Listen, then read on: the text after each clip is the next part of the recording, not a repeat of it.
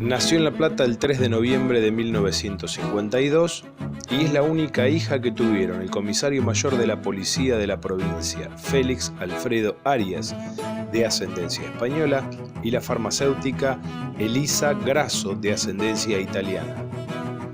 Realizó la primaria en la escuela Nexa, mientras que la secundaria la completó en el Normal 1, para luego cursar la licenciatura en astronomía en la Universidad de La Plata, casa de estudios donde también obtuvo el máster. Además, realizó un doctorado en astrometría, mecánica celeste y geodesia en el Observatorio de París. Fue directora del Observatorio Naval de Buenos Aires y profesora en la Universidad de La Plata. Desde 1999 es directora del Departamento del Tiempo de la Oficina Internacional de Pesos y Medidas, donde es responsable del mantenimiento del Tiempo Universal Coordinado. Es miembro activo de organizaciones científicas como la Unión Astronómica Internacional, la Asociación Internacional de Geodesia y el Servicio Internacional de Rotación de la Tierra y Sistemas de Referencia. Es autora de cerca de 130 publicaciones en revistas y trabajos científicos y coautora de varios libros sobre referencias, entre los que se destaca Galileo, apuestas estratégicas, científicas y técnicas, publicado en 2003.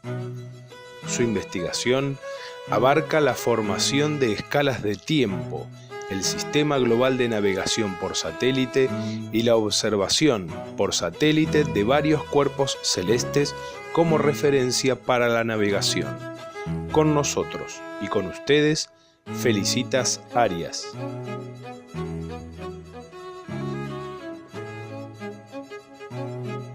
Felicitas, gracias por estar acá en el programa. Gracias por la invitación. O sea que leía que escribiste 160 publicaciones y varios libros. Más o menos. Qué increíble, ¿no? Toda una vida dedicada a la tarea que tenés, pero también a escribir y enseñar. Me asombró, 160, nada más y nada menos. Sí, no es un número extraño. La gente que trabaja en investigación y que trabaja permanentemente en investigación publica mucho. Y bueno, está dentro del promedio de lo que uno publica en un periodo de vida activa. Contame un poco tu familia, tus padres. Mis padres. ¿A qué se dedicaban? ¿Cómo era tu infancia? Mi infancia, bueno, yo nací en Diagonal 80. Diagonal 80 entre 2 y 3. Y Diagonal 80 fue mi infancia, fue mi adolescencia y fue mi juventud, porque nos mudamos de una vereda a la otra. Nací entre 2 y 3. Mirá. Y ya fui adolescente y empecé a ser adulta en la esquina de 3 y Diagonal 80. Y decime, ¿qué hacía tu papá y tu mamá? Mi papá y mi mamá, los dos eran platenses, hijos de mi madre y mi padre, los dos hijos de inmigrantes, españoles por el lado de mi papá, italianos por el lado de mi mamá. Mirá. Mi papá era policía. Cuando falleció, que falleció muy joven, era comisario mayor en la policía de la provincia de Buenos Aires. Y estoy orgullosa del trabajo de mi papá. Y porque aparte había una diferencia increíble entre los policías de antes y de la actitud que tenían frente a la comunidad a lo que uno tiene que, desgraciadamente, ver hoy, ¿no? Era una persona muy conocida en la ciudad, muy querida en la ciudad, había sido comisario en la comisaría primera, Mirá. En La Plata y después en Mar del Plata. Y mi mamá farmacéutica. Mi mamá farmacéutica, fue farmacéutica en el Hospital Español durante muchos años. Y después terminó su vida profesional en el Ministerio de Bienestar Social. Tu papá falleció cuando vos eras chica, ¿no? Muy chica, yo tenía 8 años cuando falleció mi papá. ¿Lo recordás ese momento? Sí. Porque viste que hay recuerdos de muy chico que uno... yo recuerdo a mi papá que era un papá joven, que era un papá que se reía mucho, que era un papá muy divertido, muy amigo de sus amigos, y tengo recuerdos de su vida y tengo recuerdos de su final. Tu mamá era farmacéutica en el Hospital Español, pero nunca tuvo una farmacia, un comercio. No, trabajó muy poco en farmacia, no en La Plata, creo que trabajó en farmacia en Berazategui o en Bernal, pero muy poquito, Todavía está la recién farmacia recibida. del Hospital Español, uno Sí. va en pase. Así que es un lugar de mucho tiempo, Sí, ¿no? sí, sí. ¿Influyó tu mamá en la decisión de escuela primaria, escuela secundaria? ¿Tus padres tomaron esa determinación a partir de alguna circunstancia particular? Yo creo que en la época en que nosotros éramos chicos, eso estaba implícito. Los padres decidían lo que hacían los hijos. Ahora los hijos se expresan un poco más y se imponen un poco más. Mi escuela primaria, que fue una etapa muy feliz de mi vida, fue en la escuela anexa, en la escuela de la universidad. La escuela secundaria fue en el Normal 1. Y la escuela secundaria fue en el Normal 1 un poco por una decisión materna. ¿Sabes por qué te pregunto esto? Porque también antes la gente era mucho más religiosa, había una situación de mayor religiosidad y mucha gente inmigrante elegía colegios religiosos para los hijos. Sí, ¿No fue tu caso? No, mi mamá hizo, creo que la escuela primaria en un colegio religioso, una parte. Después se fue al liceo, ¿no? Lo que era el liceo de señoritas. En el caso mío no, yo debía haber ido al liceo porque salía de la escuela de la universidad, pero mamá pensaba que era mejor ser maestra que ser bachiller. Es que en aquel momento era... Sí, pero no fui maestra finalmente, porque cambiaron los planes de estudio y terminé siendo bachiller. La escuela secundaria siempre deja, la primaria también, pero más la secundaria por una cuestión de edad, ¿no? Siempre deja recuerdos fuertes, amigos, compañeros.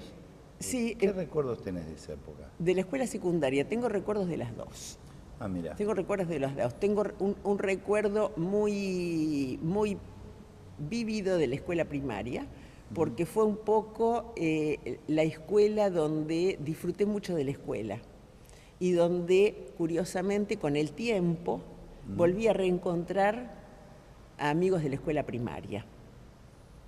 Ahora me comunico con mis amigos de la escuela primaria. ¿Ese cambio de escuela a escuela fue traumático? ¿Cómo lo sentiste? Fue un poco traumático, sí, porque yo venía de una escuela que era la escuela de la universidad, que era una escuela organizada, con muchas actividades. Era para mí una hermosa escuela, donde hacíamos de todo, hacíamos muchas clases de idioma, teníamos muchas actividades complementarias y pasé a la escuela normal, que era una escuela donde éramos más anónimos, porque éramos muchas chicas, Claro. que era una escuela de chicas. Y yo venía de una escuela mixta, ¿Y qué preferías? la escuela mixta, Y si hoy tuvieses que recomendar, la escuela mixta. porque viste que hay una reconversión, todas las Sí. escuelas que han sido de señoritas han Sí. pasado hasta el San Luis en La Plata. Exacto, exacto. Entonces, un shock fue pasar de una escuela mixta a una escuela donde solamente éramos chicas y pasar a una escuela que ofrecía una enseñanza mucho más formal, mucho más encuadrada en los cánones de enseñanza normal y que no teníamos todo lo que hacíamos en la escuela. En la escuela anexa teníamos una imprenta y los varones trabajaban en la imprenta y las chicas hacíamos la parte gráfica de la imprenta, Qué hacíamos bárbaro. dibujos. Los varones hacían aeromodelismo, hacían jardinería, carpintería. Nosotros hacíamos actividades prácticas, hacíamos cocina, hacíamos modelado en arcilla. Tuvimos grandes profesores de pintura. Aliberti era profesor de la escuela anexa. Elgarte era profesor de pintura de la escuela Qué anexa. bárbaro. Entonces, el pasar a algo que era mucho más formal, fue un periodo de transición, pero de ese periodo de transición, ahí sí vienen un grupo de amigos que quedan para toda la vida, que encontré el martes, por ejemplo. Mirá vos. El martes pasado tuvimos la reunión con las compañeras de la escuela. Esa situación de reencuentro con los compañeros todos los años es una alegría inmensa, ¿no? Sí, no es todos los años, porque como no estoy acá, el momento en que se reúnen no es todos los años. Durante muchos años no se han reunido, pero bueno, ahora había habido una reunión hace 2 años, nos reunimos otra vez ahora, y es un momento de mucha alegría porque además es como si el tiempo no hubiera pasado. Si bien preguntamos cosas de tenés hijos, tenés nietos, pero es como si el tiempo no hubiera pasado. ¿Y con el deporte cómo te llevabas? Horrible. ¿No eras deportista? No, no me da vergüenza. No, que no había, todas tus actividades de aquel momento, primaria y secundaria, eran con la escuela, con amigos, no, pero siempre hice algo de deporte. Siempre hice algo de eras deporte. Buena. No era buena porque además tampoco me interesaba. En una época iba al club universitario a jugar al tenis. Bueno, jugar al tenis quiere decir que tomé clases de tenis, que siempre fui entre mediocre y mala. No me gusta a mí caerme al suelo no me gusta. Entonces, cualquier deporte que implique un riesgo de caída me parece espantoso. Me gusta la piscina, me gusta nadar. Entonces, eso cuando puedo lo hago. Me gusta caminar, no correr, no estoy apurada. Pero esencialmente el deporte no me gusta. La cuestión de ir a un gimnasio me aburre. Estuve abonada a gimnasios durante años en Francia, porque la obligación de pagar implica, bueno, si pago, voy. Claro. Y terminaba abandonando, porque no me gusta. Y en un momento dije, lo que no me gusta, no lo hago. Está bueno. Vamos a hacer una pausa y cuando volvemos seguimos recorriendo tu vida. ¿Te parece? Sí, cómo no. Yo por ahí lo miro a Carlito porque él me marca el tiempo. Él me hace señas. Ciudadanos Ilustres es auspiciado por FECOBA, Federación de Expendedores de Naftas de la Provincia de Buenos Aires, Escuela de Derecho Municipal Dr. Adolfo Korn Villafañez, UENYA, Unión de Expendedores de Naftas y Afines La Plata.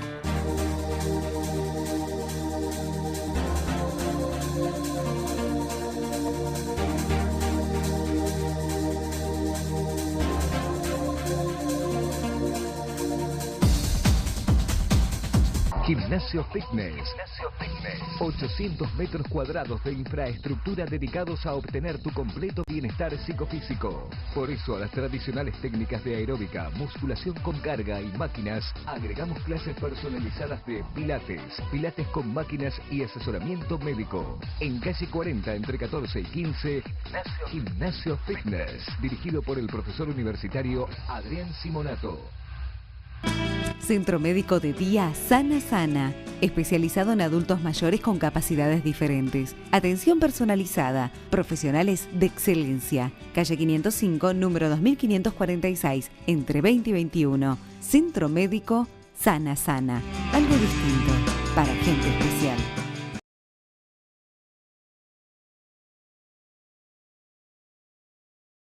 Segundo bloque de Ciudadanos Ilustres con Felicitas Arias. Pensaba esto de la elección de la carrera, ¿no? Y de cómo los padres vivimos la carrera que eligen los hijos, ¿no? Y cuando vos elegiste tu carrera, ¿qué habrá pensado tu mamá o que vas a vivir de esto? Bueno, la astronomía va a ser lo tuyo. Mi mamá pensó que no iba a poder vivir de la astronomía. Bueno, porque los padres siempre vivimos pensando, bueno, de qué va a vivir y después ellos resuelven las cosas de la mejor manera. Exacto. Mi mamá pensó que la astronomía no era realmente una carrera como para vivir de eso. ¿Y para mujeres? No. ¿Eran más mujeres que hombres cuando vos iniciaste la carrera o era más hombres? Yo creo que era bastante parejo. Ah, mira. Tampoco éramos cientos, ¿eh? No, pero yo me imaginé que era una carrera que más para hombres. No, es más, hoy en astronomía hay una cantidad enorme, hay una gran cantidad de mujeres. Hay toda una lista de astrónomos en todo el mundo que son miembros de la Unión Astronómica Internacional y el porcentaje de mujeres es muy grande y en ciertos países en particular es notorio. Francia tiene, por ejemplo, un gran porcentaje de mujeres. En Argentina hay muchísimas mujeres astrónomas también. ¿Cómo surge si es que podés recordarlo, esa decisión de estudiar esa carrera? ¿De qué manera? ¿Cómo fue? Viste que por ahí es como la memoria, uno no sabe No, sí, yo sé. en qué momento Sí. la memoria va a llamar a un recuerdo inesperado, ¿no? Sí. No, no es que llegó, sino que siempre, primero, me han gustado siempre las matemáticas, la física. Mirá. Nunca me gustó la química. Mi madre quería que estudiara química, por ejemplo, pero nunca me gusta la química. Me gustaba todo lo que tenía que ver con la ciencia exacta, pero que con alguna componente que no fuera tan exacta. Claro. Y me Está bueno eso acostumbré. que decís, ¿eh? Tiene mucho de Claro. no exacto. Y otra cuestión fue que quizás falta de papá, probablemente, o no. Yo estuve muy próxima en mi infancia y en mi adolescencia a un hermano de mi madre, que era un personaje bastante particular, que era vocal del Tribunal de Cuentas. Ah, mirá. Su formación era contable. Claro. Tenía una gran responsabilidad en la provincia de Buenos Aires, que era llevar la contabilidad Sí, de la claro. provincia. Era un poeta, era un escritor formidable. Hay un libro que se publicó después de su muerte, el único porque él nunca quiso publicar, y que además era un apasionado por la matemática, su profesión tenía que ver con eso, y por la astronomía. Y entonces con mi tío, que tenía en la pieza del fondo de su casa una carta celeste y que tenía un pizarrón, yo pasaba muchísimo tiempo. Mi tío venía el día que había algún evento astronómico para observar y decía a la terraza. Y bueno, era parte de la charla cotidiana, así como fue parte de lo cotidiano y tiene mucho que ver con la ciudad, que mi tío venía el sábado a la mañana a mi casa, me hacía levantar temprano y me decía a pasear. Mirá. Pasear era, vamos a Tolosa, vamos a Ringuelet. Qué bárbaro. Entonces yo caminaba con mi tío a la ciudad. Fue un personaje que fue quizás una marca en mi vida. Mi padre llegaba todos los días a mi casa. Una referencia. Una referencia. ¿Ah? Aparte, capaz que sentiría el hecho de que vos no tuviese tu papá una responsabilidad de... Sí, absolutamente. Porque él se viste que antes era más sí. común eso, de Sí. decir, bueno, los padrinos o los hermanos de los padres, bueno, cuando había una situación así, se hacían cargo de otra Sí, manera. No. El tío Yaque, Salvador Grasso, no fue mi padrino, fue uno de los hermanos de mi madre, fue siempre estuvo muy pegado a mi abuela. Yo vivía en casa con mi abuela y reemplazó ciertas cosas de mi padre en mi casa. Él salía del Tribunal de Cuentas y venía a mi casa todas las noches con el diario La Razón, Mirá. porque mi papá traía el diario a la noche. Quinta La Razón, el día. Exacto. ¿Y cómo fue tu primer encuentro con la facultad? Primer día. No me acuerdo. No te- Me acuerdo mucho O sea que de- no te habrá sorprendido, ¿no? No, me Sentiste acuerdo cómoda, mucho. natural. No, me acuerdo mucho del curso de ingreso en el Colegio Nacional. Ah, Hacíamos mirá. curso de ingreso en el verano. Me acuerdo. Había curso de Por ingreso. supuesto. Sí, había curso de ingreso y no me da vergüenza decir que creo que era una etapa importante el curso de ingreso. ¿Era excluyente o si lo rendías mal? Era excluyente, pero todo depende de lo que se llama ser excluyente. Yo tengo criterios particulares, hay quienes dicen, exalumnos que he tenido en el observatorio, han dicho, bueno, pero vos te criaste en una época en que la cosa era así. No, yo creo que es una cuestión de racionalidad. En todas las otras sociedades, el acceso a una cierta instancia requiere por lo menos un nivel de acceso. Claro.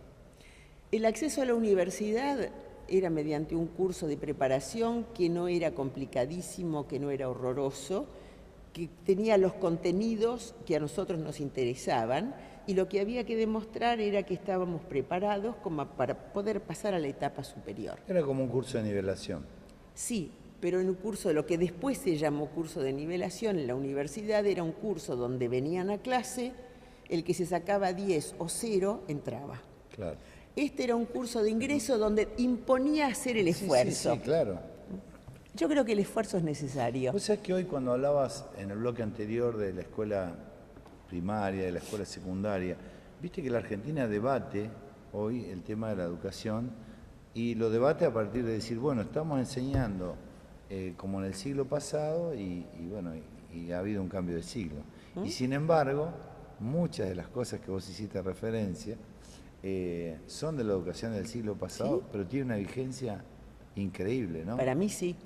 Porque son como un planteo esencial de la educación que no puede cambiar. Y acá hay toda una discusión, no, estamos enseñando un tipo de educación para una Argentina que ya no es, o para cuestiones del siglo pasado, y el cambio de signo tiene otros paradigmas.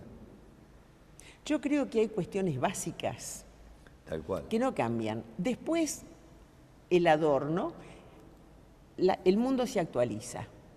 Para montones de cosas soy una persona moderna, soy una persona actualizada. Sí. Tengo una actividad que me obliga a hacerlo. Pero hay cuestiones de fondo, como es no quemar etapas, sino pasar por todas las etapas y demostrar que el escalón se puede superar. Yo creo que eso es importante. La carrera, la elección de la carrera en tu casa sí que fue toda una sorpresa. No, no fue una sorpresa porque yo siempre dije que quería ser astrónoma. Es más, fui a la dirección de psicología de la provincia por consejo de mi tío, que le dijo a mi madre por qué no la envías a hacer uno de estos tests de orientación vocacional. Ah, pero era un progresista, porque hoy... Supuesto. Ah, mirá qué canchero. Entonces qué fui bárbaro. a hacer un test de orientación vocacional. ¿Y qué te dio? Y me dio lo que me tenía que dar. Qué bárbaro. ¿Mm? Felicitas, vamos a cerrar este primer programa. Nosotros nos quedamos charlando. Yo cierro el programa, ¿te parece? ¿Cómo no? Bueno, y nosotros nos volvemos a encontrar aquí, en el recinto del Consejo Deliberante, el sábado a las 18:30 horas para ser juntos ciudadanos ilustres.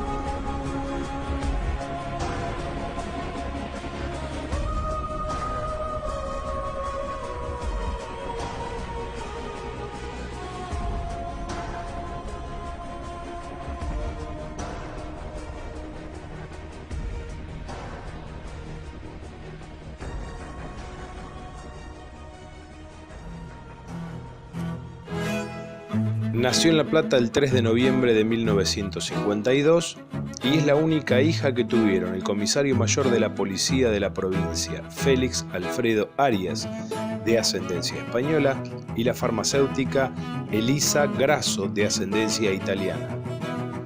Realizó la primaria en la escuela Nexa, mientras que la secundaria la completó en el Normal 1, para luego cursar la licenciatura en astronomía en la Universidad de La Plata, casa de estudios donde también obtuvo el máster. Además, realizó un doctorado en astrometría, mecánica celeste y geodesia en el Observatorio de París. Fue directora del Observatorio Naval de Buenos Aires y profesora en la Universidad de La Plata. Desde 1999 es directora del Departamento del Tiempo de la Oficina Internacional de Pesos y Medidas, donde es responsable del mantenimiento del Tiempo Universal Coordinado. Es miembro activo de organizaciones científicas como la Unión Astronómica Internacional, la Asociación Internacional de Geodesia y el Servicio Internacional de Rotación de la Tierra y Sistemas de Referencia. Es autora de cerca de 130 publicaciones en revistas y trabajos científicos y coautora de varios libros sobre referencias, entre los que se destaca Galileo, Apuestas Estratégicas, Científicas y Técnicas, publicado en 2003. Su investigación abarca la formación de escalas de tiempo, el Sistema Global de Navegación por Satélite y la observación por satélite de varios cuerpos celestes como referencia para la navegación. Con nosotros y con ustedes, Felicitas Arias.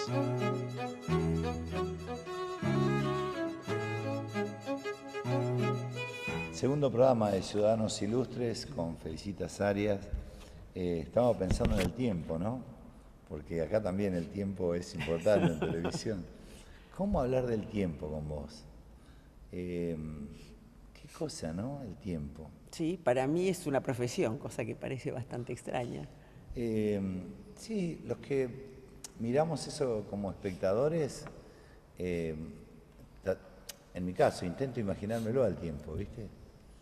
Y bueno, me parece que en la medida que pasa los años uno intenta aprovecharlo más. Claro, ese es otro tipo de tiempo, ese es el tiempo psicológico. Contame, siempre he tenido predilección por los relojes de arena. ¿Qué grado de exactitud tienen? Y un reloj de arena... Si está bien hecho, digo, ¿no? Está bien hecho, Es sí. una pregunta tonta, pero yo no te iba a dejar que te fueras sin hablar de esto. No, pero si uno piensa en un reloj de arena en el fondo es el ancestro de lo que hoy nos permite medir el tiempo con precisión. Un reloj de arena es simplemente un artificio para reproducir un intervalo de tiempo. ¿Cuál es el intervalo de tiempo? Es lo que tarda la arena en pasar de un recipiente a otro. Sí. Es sencillo y todo depende de la aplicación, ¿no? El tiempo evoluciona porque las necesidades cambian, como todo. Sí, claro. Entonces, en épocas en que medir el tiempo interesaba para saber a qué hora acostarse, a qué hora levantarse, a qué hora empezar a leer, un reloj de arena era suficiente, o una vela o un reloj de agua. Después empezaron a necesitar tiempos para otras cosas. Yo creo que una primera necesidad práctica de medir el tiempo fue la navegación. Claro. Y entonces a partir de la navegación hay una revolución en la medida del tiempo. En buscar la exactitud. Buscar la exactitud. Eso es típico del navegante, porque el navegante en el océano, si no conoce la hora, se pierde. Ah, mira. Es una necesidad para poder navegar. ¿Y cómo se mide un segundo? ¿Cómo? O sea, esto te lo pregunta un neófito, ¿no? Digo, ¿cómo uno intenta todos los días que ese segundo sea más exacto, o que ese tiempo sea más exacto? Cuesta imaginarlo, por eso te lo pregunto. Sí, la cuestión del segundo es particular. ¿Cómo se mide un segundo? Yo diría que cómo se determina cuánto dura un segundo. Sí, claro. Que es lo mismo que cómo se mide. Sí. Antes un segundo era una fracción de algo. Hoy también sigue siendo una fracción de algo de alguna manera.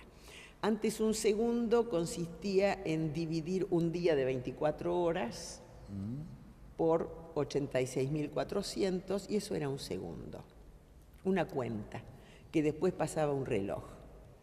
Hoy un segundo, en lugar de tener un día que dura 24 horas, está basado en un fenómeno que dura muchísimo menos que un día.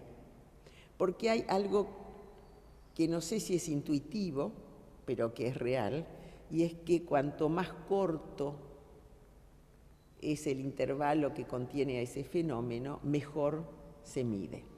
Entonces hoy un segundo pasó de ser una fracción de 24 horas a ser un múltiplo de un periodo. Pasamos de un día de la rotación de la Tierra a el periodo de una transición atómica. Esa transición atómica se produce a intervalos muy, muy pequeños, de manera que tenemos que multiplicar por un número que es 9 billones, etcétera, esa duración para tener un segundo. Y eso es, la base de eso es un átomo de cesio. Hoy es el segundo. 9 billones y algo del periodo de transición del átomo de cesio 133. Es lo mismo que el reloj de arena, pero adaptado a la necesidad actual. Viste que, bueno, a partir de todo lo que ha sucedido con las comunicaciones y todo lo que ha sucedido con la tecnología en cuanto a la navegación, el mundo resulta más chico. Por supuesto. ¿No? Y la dimensión del tiempo también es distinta. Digo, para los humanos que andamos por la calle viendo el tiempo de otra manera, ¿no? Y hay otra sensación con respecto al tiempo. Sí. Como que vivimos más apurados, como que tenemos otra actitud frente al tiempo. Yo creo que tenemos otra actitud frente al tiempo porque estamos exigidos a hacer más cosas en el mismo intervalo de tiempo. Porque la vida del ser humano se alargó, eso es real, tenemos una vida activa que es más larga, pero en las horas en que estamos despiertos o en que estamos activos, tenemos una agenda que es mucho más compleja, todos.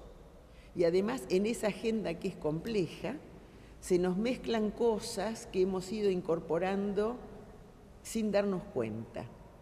En la agenda compleja, cuando yo estoy tranquila en mi casa, en lugar de estar sentada tranquila leyendo un libro o mirando televisión, estoy leyendo un libro o mirando televisión o cocinando y de repente digo, ay, voy a fijarme en el correo electrónico si tengo algún problema en la oficina. Entonces ya empezamos a vivir a otro ritmo. Como que tenemos bastantes ventanitas abiertas. Tenemos ventanas abiertas todo el tiempo. Antes volvíamos de trabajar y estábamos en casa. Claro. Es el concepto que yo alguna vez traté de manejar del comercio.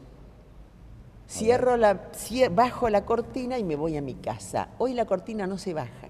Sí, o el ejemplo que yo te ponía de las vacaciones, que me voy de vacaciones pero sigo acá mentalmente y te cuesta estar de vacaciones. Sí, sí, yo creo que eso tiene mucho que ver.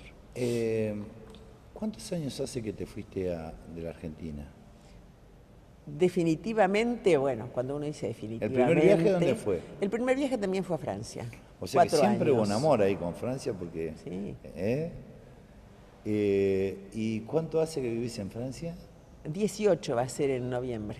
¿Y vos crees que hubieses desarrollado todo tu potencial, todo lo que has hecho, todo el reconocimiento internacional que tenés, viviendo en Argentina, igual que si viviendo en Francia? ¿O vivir en Francia te dio otras posibilidades? Yo creo que las dos cosas tuvieron que ver. No son dos elementos desconectados. Yo me eduqué en La Plata. Me eduqué en una institución por la que siento el mayor de los respetos, que es la Universidad de La Plata, y en particular en el Observatorio Astronómico, en un medio que era muy favorable para la educación, porque teníamos clases de 10, claro. Si éramos muchos éramos 20. Yeah.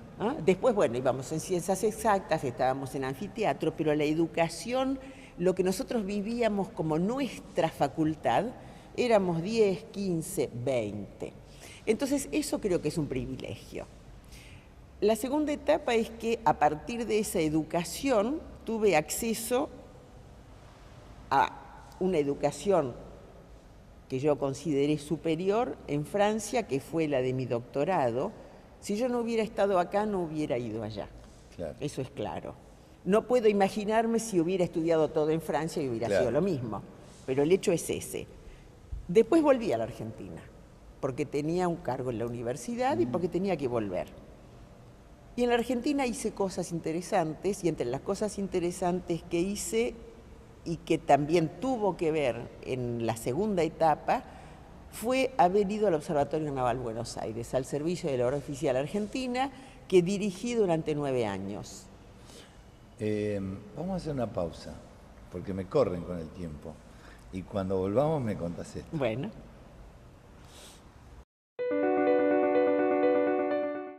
Ciudadanos Ilustres es auspiciado por FECOBA, Federación de Expendedores de Naftas de la Provincia de Buenos Aires. Escuela de Derecho Municipal, Dr. Adolfo Korn Villafañez. UENYA, Unión de Expendedores de Naftas y Afines La Plata.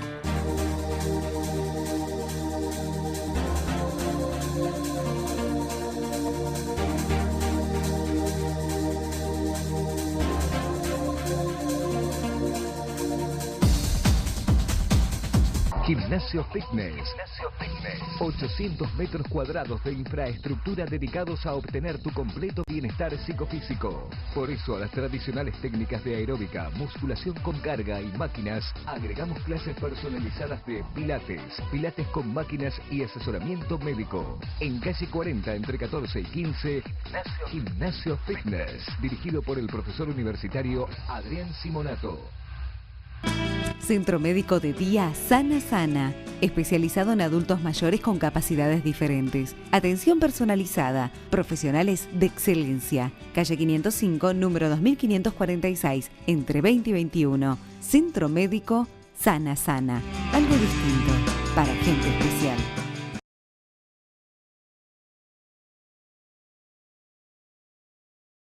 Último bloque de Ciudadanos Ilustres. La verdad que me quedaría hablando mucho tiempo. Pasó rápido el tiempo.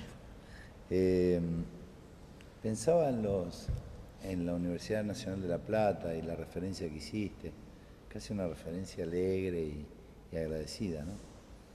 Si tuvieses que hacer una comparación entre los astrónomos argentinos y los que has conocido seguramente en Francia o en el mundo, ¿qué dirías? Lo primero porque que no te voy a hacer evaluar a unos o a otros porque sería tedioso, pero... No, pero el astrónomo argentino, por lo menos el astrónomo argentino que yo conocí en aquella época, estaba muy bien formado. Esa es la primera, ese es el primer punto.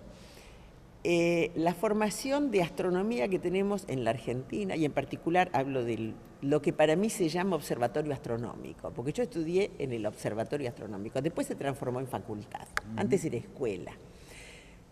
Tenemos una formación que es muy universal y que es muy completa.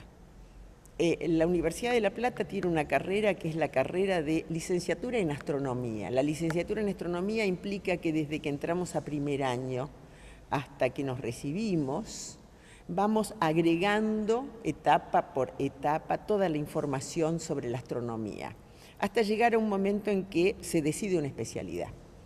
El astrónomo fuera de la Argentina, conozco el caso de Francia, por ejemplo, no es un astrónomo de primero a quinto, es alguien que estudió una carrera que podemos llamar básica, que estudió matemáticas, que estudió ingeniería, que estudió física, y luego en un posgrado incorpora la astronomía con una especialidad. Si yo me dedico a un área de la astronomía, no conozco demasiado las otras. La educación que recibíamos en el Observatorio de La Plata era una educación que nos permitía conectar toda la astronomía. Generalistas. Generalistas, pero después especialistas.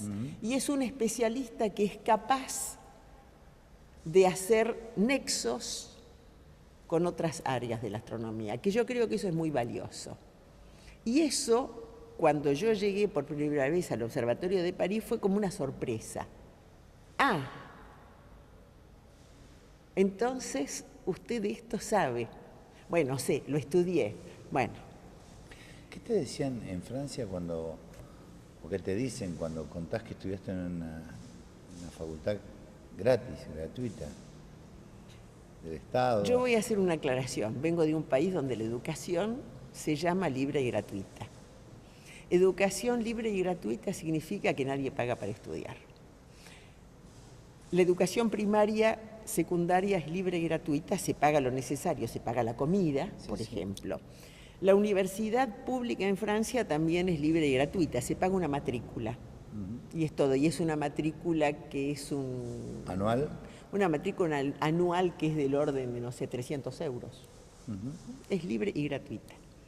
No les sorprende que nuestra educación Porque sea en otros gratuita. países sí, viste que sorprende el hecho. Estados Unidos tiene un costo Claro. alto de educación. Inglaterra, las buenas universidades inglesas tienen un costo enorme, Sí. pero en Francia no. En Francia la educación es libre y gratuita. O sea, es que a mí escucharte hablar y lo que hemos hablado en estos dos programas y lo que hablamos fuera de cámara me impresiona. En general me impresiona la gente inteligente y que ha elegido carreras como la que vos has elegido. ¿Qué es lo que te impresiona a vos? ¿Qué es lo que me impresiona? Viste que hay gente que dice, me impresiona el conocimiento, el acceso al conocimiento, me impresionan los escritores. Solo por ponerte un ejemplo, yo leo a García Márquez, no solamente me hace feliz, sino que me impresiona. Digo, ¿por qué no habré escrito yo esto? A eso me refiero. Lo que pasa es que es un poco lo que vos decís, pero visto del otro lado.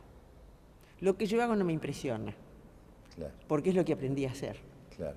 Y es de lo que es cotidiano. Claro. Me puede impresionar lo que hace otro y sé que para mí no es posible.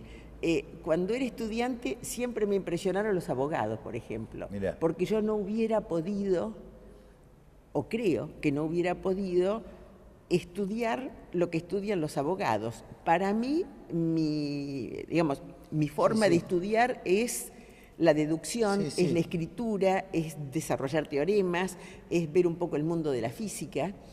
Si bien me gusta mucho la lectura y soy lectora, el hecho de tener que concentrarme sobre escritos y tener que incorporar todo lo que incorpora un abogado en la cabeza, los decretos, las leyes, las normas, los códigos, es algo que siempre me pareció difícil. Al lado de lo que vos haces, no es difícil. Es distinto, nos Sí. parece que quizás es ¿Y difícil de lo lo que no cotidiano, conocemos. de lo cotidiano, de lo de todos los días, qué te impresiona? Digo, esa actitud casi filosófica, Sí. ¿viste? Que decís, bueno, hay gente que tiene esa actitud de todos los días impresionarse por cosas cotidianas. Sí, no sé si soy impresionable en ese sentido. Soy observadora, soy muy observadora, pero no sé si me impresiono. A lo mejor es un defecto, pero no sé si me impresiono. No, ¿cómo va a ser un defecto? Cosas que me impresionaron, por ejemplo, Sí, pero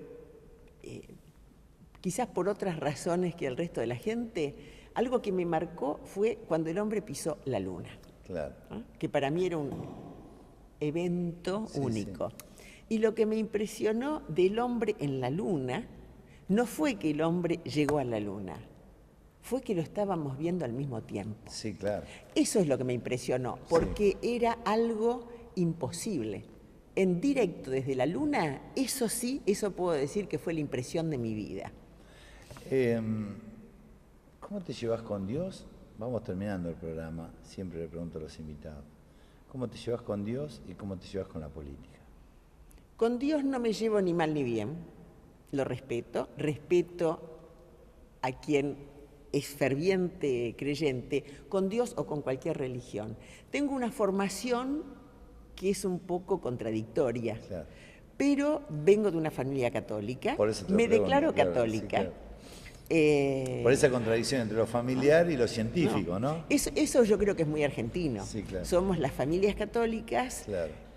tenemos un comportamiento, tenemos una conducta de vida que tiene bastante que ver con los preceptos católicos, aunque no nos damos cuenta. Con la política, ¿cómo me llevo? Yo tengo un concepto muy particular de la política. Yo creo que cuando mezclamos la política donde la política no se debe mezclar, hacemos un desastre.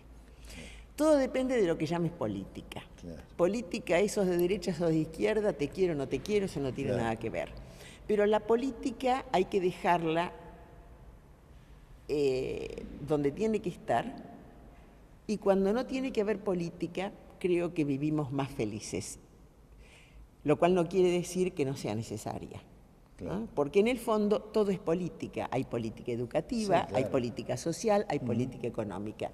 Pero lo que pasa es que a veces la política se confunde y la gente se pelea. Felicita, un gusto haberte tenido en el programa. La verdad que la he pasado muy bien. Yo también. Y es la forma que tenemos los platenses de decirte que estamos orgullosos de vos. Muchas gracias, y yo también estoy orgullosa de haber salido de esta ciudad. Gracias. Gracias. Bueno, y nosotros nos volvemos a encontrar el sábado a las 18:30 para ser juntos Ciudadanos Ilustres.